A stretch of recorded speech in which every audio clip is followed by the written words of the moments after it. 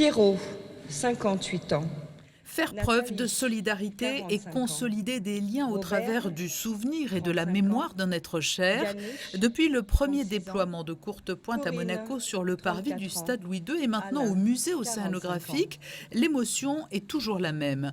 Lorsque les noms des disparus sont égrenés et lorsque ces immenses toiles sont tendues, révélant de véritables œuvres d'art, l'instant nous rappelle que le combat contre les tabous et l'impact dévastateur de la maladie sont toujours bien réels. Il ne faut pas les stigmatiser, il ne faut pas les rejeter, il ne faut pas en faire un tabou. Et je pense que le mot le plus fort, c'est une fille qui le dit, c'est stop au tabou. Pourquoi? Au bout de 40 ans, pourquoi continuer à en faire des gens, des pestiférés? C'est ça que je n'arrive pas à comprendre, une fois l'être humain dans son raisonnement, quoi. Mais je pense qu'heureusement, à Monaco, on a évolué, mais il y a encore beaucoup de choses à faire, énormément d'efforts à faire pour changer les mentalités. C'est ce qu'il y a de plus difficile.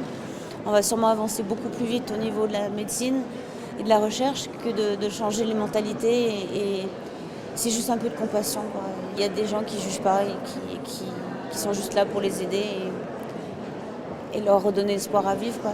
Pendant de longues semaines, les affiliés de Fightheads Monaco ont donc patiemment et avec beaucoup de cœur confectionné les courtes pointes déployées à quelques jours du 1er décembre, synonyme de lutte contre le sida.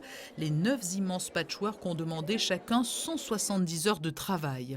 Les affiliés qui, pour certains, ont accepté d'être au cœur de la nouvelle campagne d'appel aux dons lancée par l'association en préambule au déploiement des courtes pointes, Denis, Patrick, Agnès ou Nicole, pour ne citer qu'eux, se sont fait les porte-parole de tous les autres affiliés.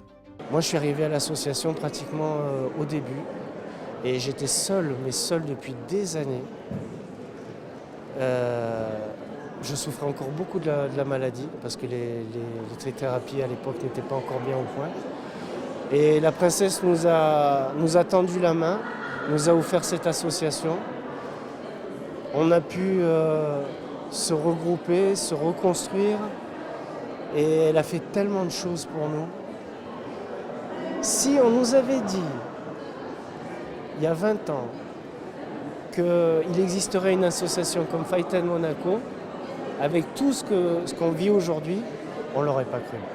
Cette collecte de dons permettra de financer la maison de vie ouverte par Fightheads Monaco à Carpentras pour permettre aux personnes touchées par le VIH-Sida de se reconstruire, mais aussi financer les nombreuses sorties ou ateliers proposés par l'association. Et tout prochainement, c'est une campagne de remobilisation autour de la prévention et du dépistage qui sera organisée en partenariat avec le service gouvernemental de la DASA.